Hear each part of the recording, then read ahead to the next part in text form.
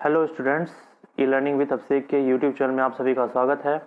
आज हम लोग इस वीडियो के अंतर्गत चाइल्ड डेवलपमेंट एंड पेडागोजी यानी कि बाल विकास एवं शिक्षा शास्त्र के 15 अति महत्वपूर्ण बहुविकल्पी प्रश्नों के प्रैक्टिस सेट को सॉल्व करेंगे, जो हमारे आगामी exam C TET, super TET और KVS व अदर स्टेट टेट एग्जाम हेतु उपयोगी है।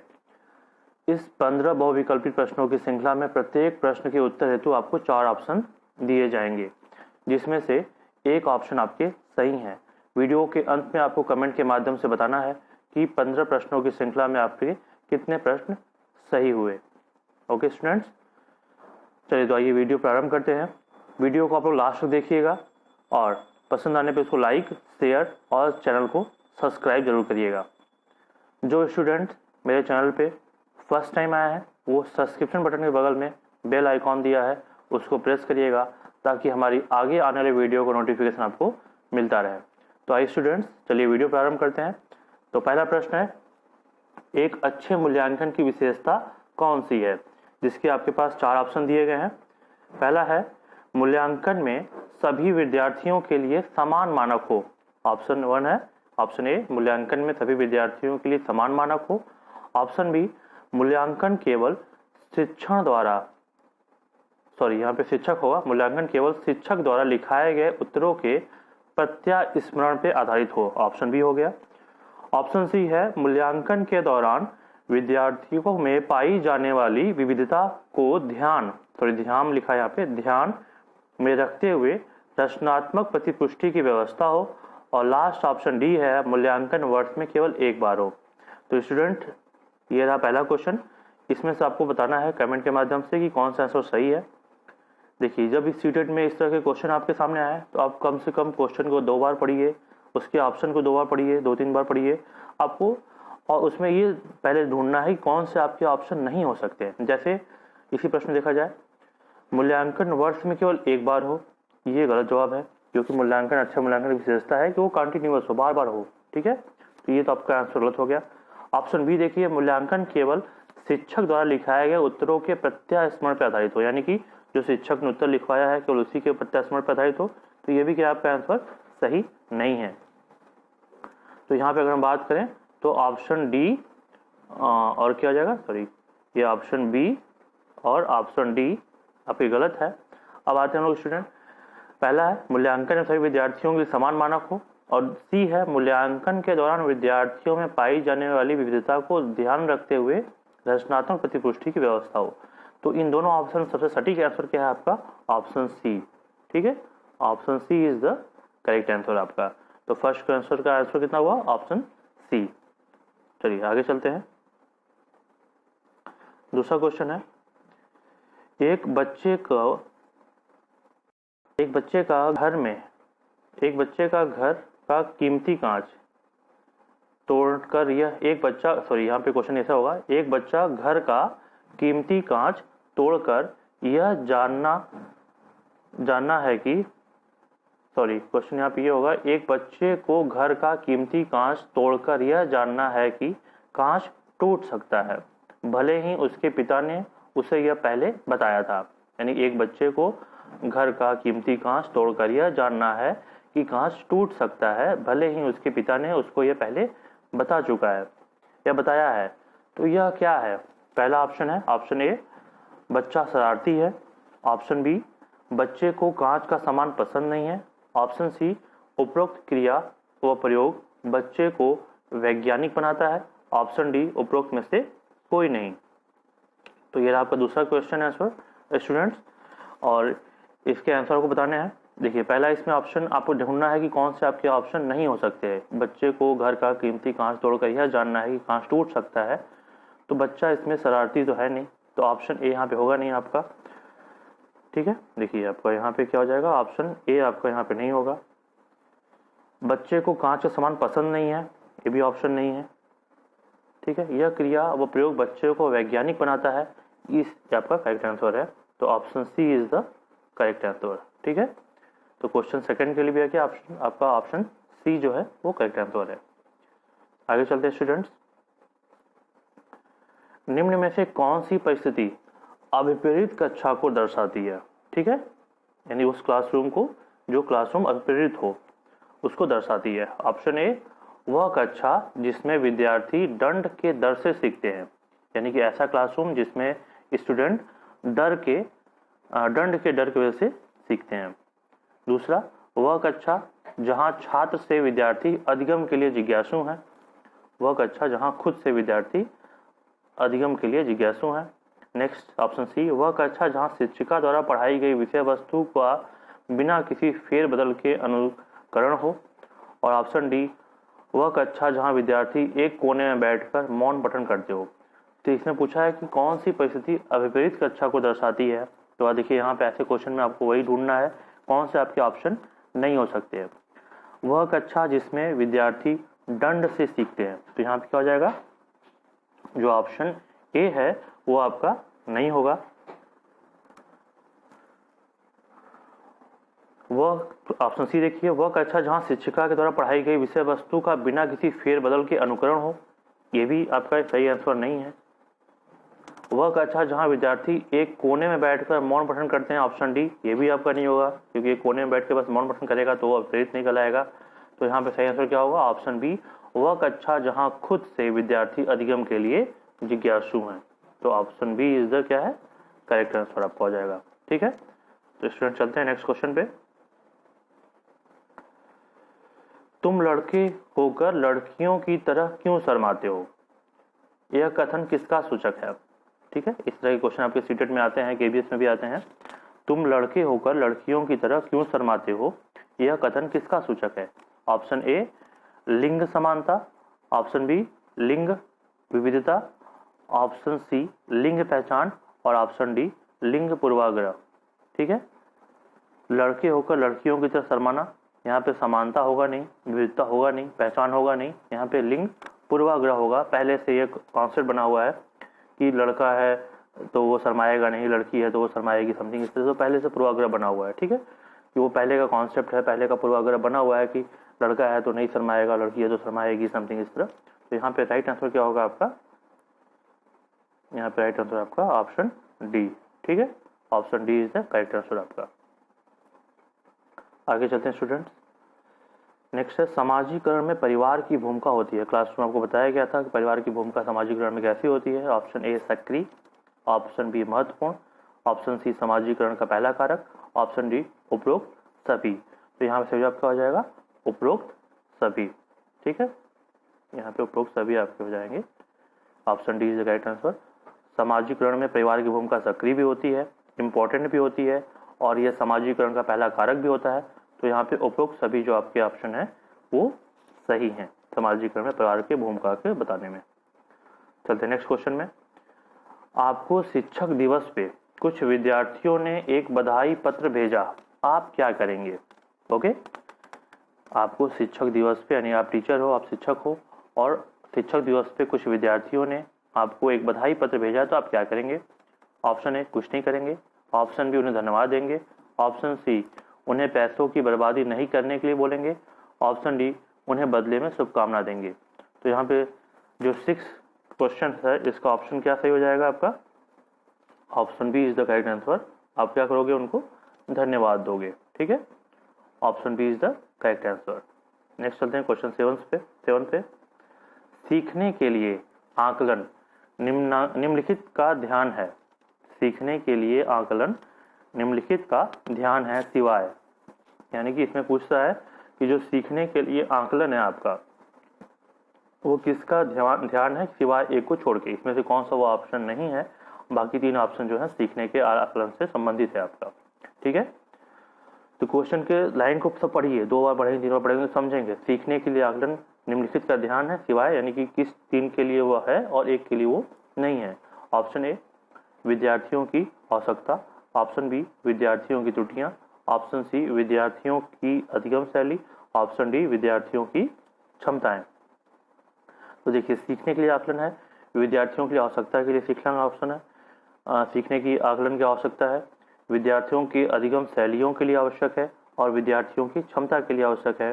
बस ऑप्शन जो भी आपका बी है वो आपका सही आंसर नहीं है, विद्यार्थियों के त्रुटियों के लिए। ठीक है, तो 7th का option B is the correct answer आपका। इसको छोड़ के, आप मतलब इसमें बोला है ना, सीखने के लिए आकलन निम्नलिखित का ध्यान है सिवाय बी को छोड़ के, विद्यार्थियों को, चोटियों को छोड़ के, बाकी सबके लिए सीखने के लिए आकलन आवश्यक है आपका। आगे चलते हैं स्टूडेंट्स। बाल विकास का निम्नलिखित में से कौन सा सिद्धांत यह बताता है कि बालक सबसे पहले अपने सिर और भुजाओं की गति पे नियंत्रण करना सीखता है, उसके बाद अपने पैरों पे। ठीक है, यानी कि ये क्वेश्चन है, ये बताया भी गया था आपको क्लासरूम में। बाल विकास का निम्नलिखित में से कौन सा वो प्रिंसिपल्स है, वो कौन सा सिद्धांत है कि बालक सबसे पहले अपने सिर और भुजाओं की गति पे नियंत्रण करना सीखता है और उसके बाद फिर अपने पैरों पर।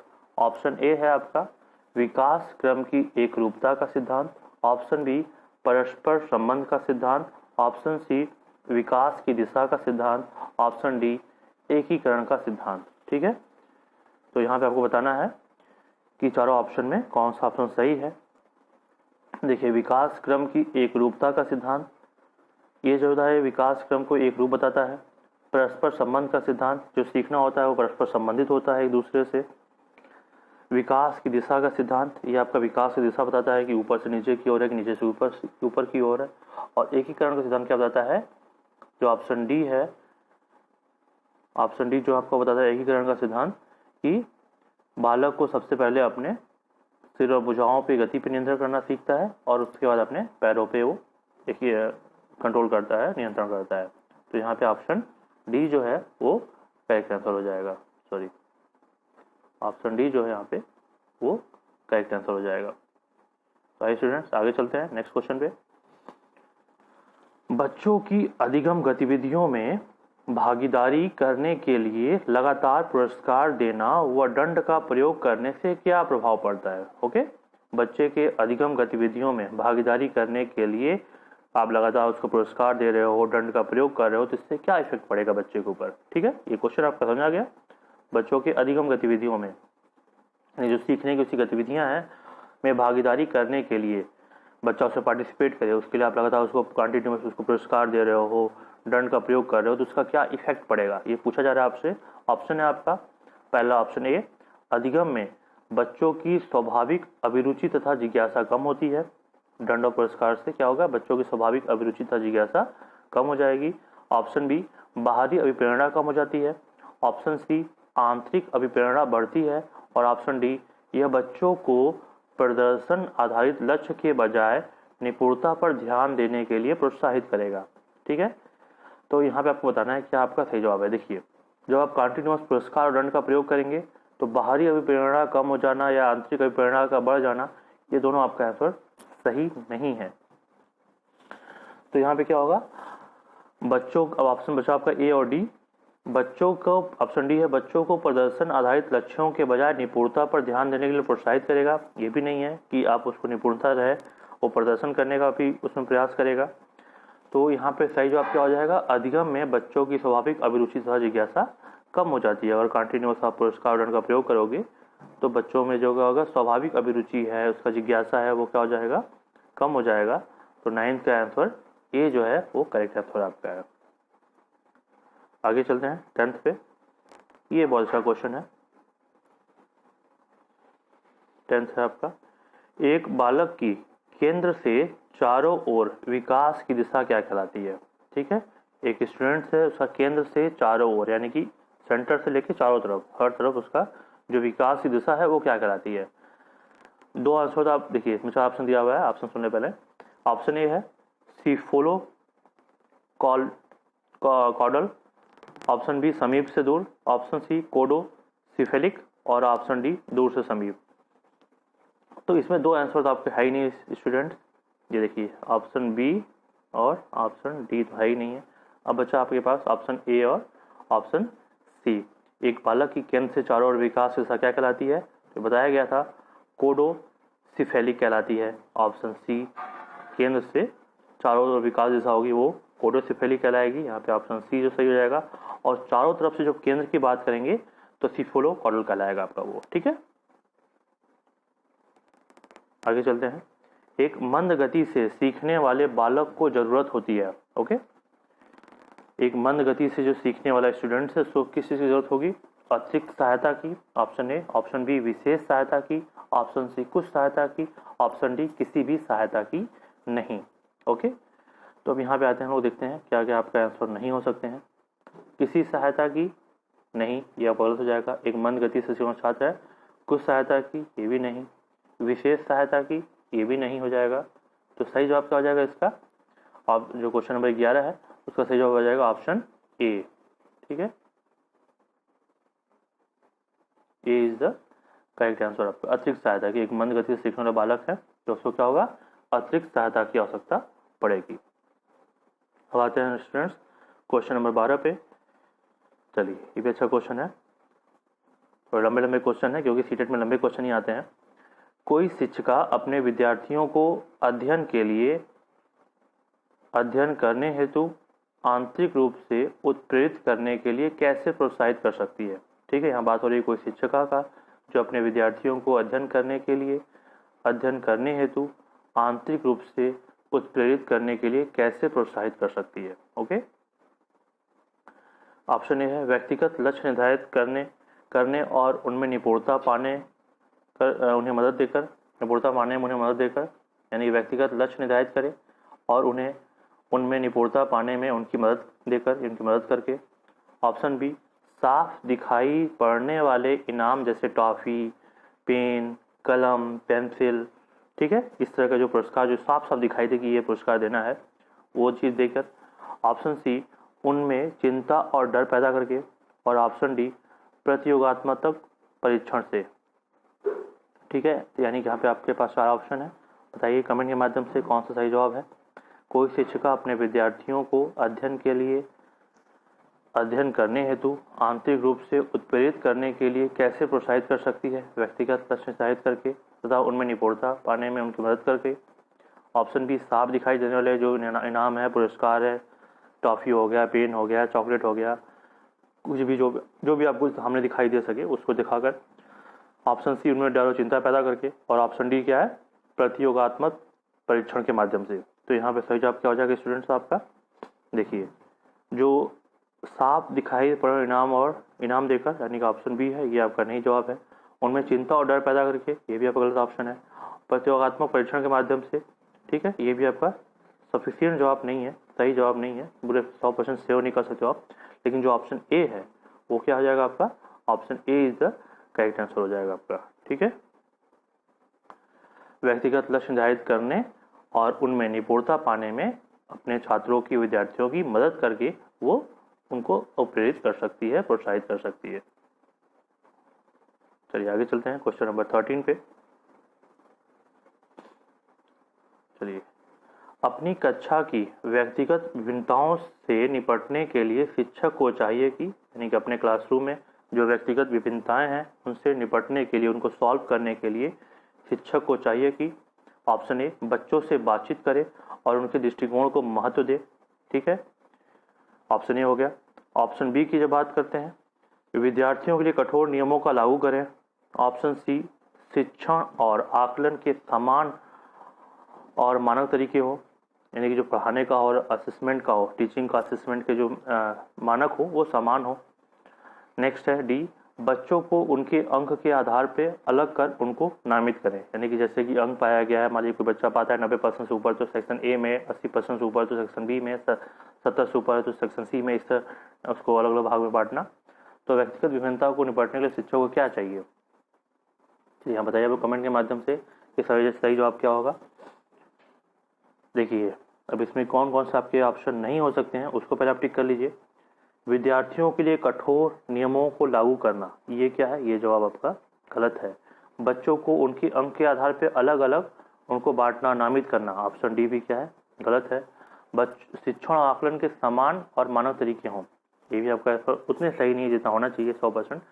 तो सही जवाब क्या हो गया? बच्चों से बातचीत करें और उनके दृष्टिकोण को महत्व दे is the correct answer. Option A is the correct answer आपका। आगे चलते हैं लोग।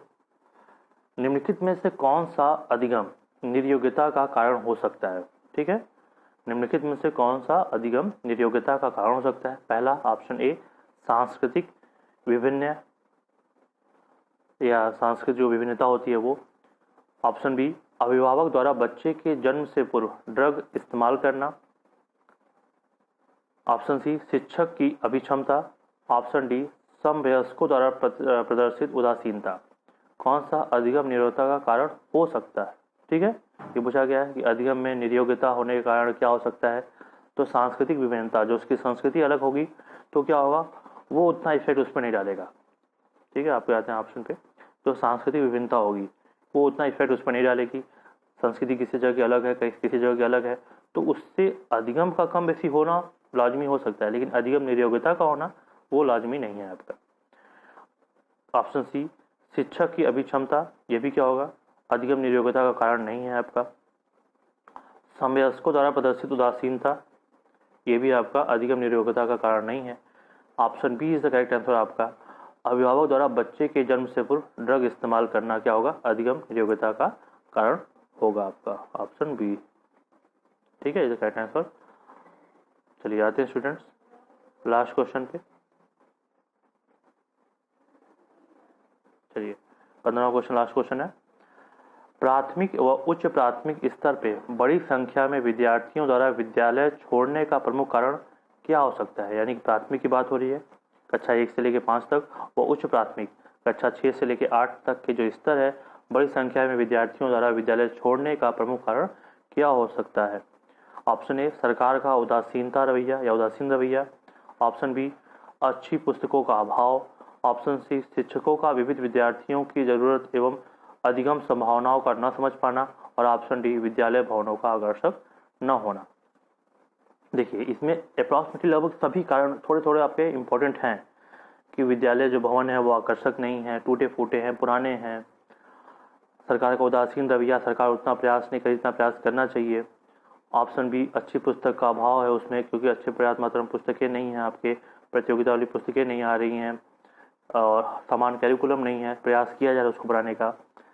ठीक है, लेकिन इसमें से आपको सही आंसर चूज करना है, सही आंसर बताना है। तो यहाँ सही क्या होगा, सरकार का उदासीन रवैया, ये आपका सही जवाब नहीं है क्योंकि सरकार प्रयास कर रही है। अच्छी पुस्तकों का अभाव, ये भी आपका सही जवाब नहीं है, पर्याप्त मात्रा में अच्छी पुस्तकें हैं वहाँ पे।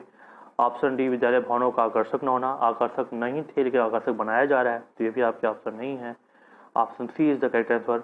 शिक्षकों का विविध विद्यार्थियों की जरूरतों एवं अधिगम संभावनाओं का न समझ पाना, जो ऑप्शन सी है वो यहाँ पे करेक्ट आंसर है कि जो शिक्षक हैं वो विद्यार्थियों की विविध आवश्यकताओं को, जरूरतों को, संभावनाओं को, अधिगम संभावनाओं को समझ नहीं पा रहे हैं, जान नहीं पा रहे हैं, तो यहाँ पे option C is the right answer. तो ये स्टूडेंट हो गया आपके मोस्ट इम्पॉर्टेंट 15 क्वेश्चन, 15 क्वेश्चन जो आपके सीटेट के लिए बहुत ही इम्पोर्टेंट है और आगे आने वाला एग्ज़ाम, चाहे वो KVS का हो, चाहे वो अदर स्टेट टेट के एग्ज़ाम की बात हम करें, उसके लिए मोस्ट इम्पॉर्टेंट है। तो आज के लिए स्टूडेंट्स इतना ही। वीडियो को आप लोग अधिक से अधिक मात्रा में लाइक करें, शेयर करें और चैनल को सब्सक्राइब करें। एवं वही स्टूडेंट्स जो मेरे चैनल पर प्रथम बार आए हैं, वो सब्सक्रिप्शन बटन के बगल में बेल आइकॉन दिया होगा, उसको प्रेस करें ताकि हमारे आगे आने वाले वीडियो का नोटिफिकेशन आपको मिलता रहे स्टूडेंट्स।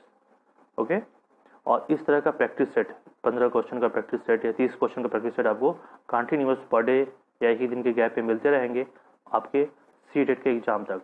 आपके साथ हमेशा लगे हैं ई learning with Abhishek sir. Okay, ठीक है स्टूडेंट्स, आज के लिए इतना ही। Thank you.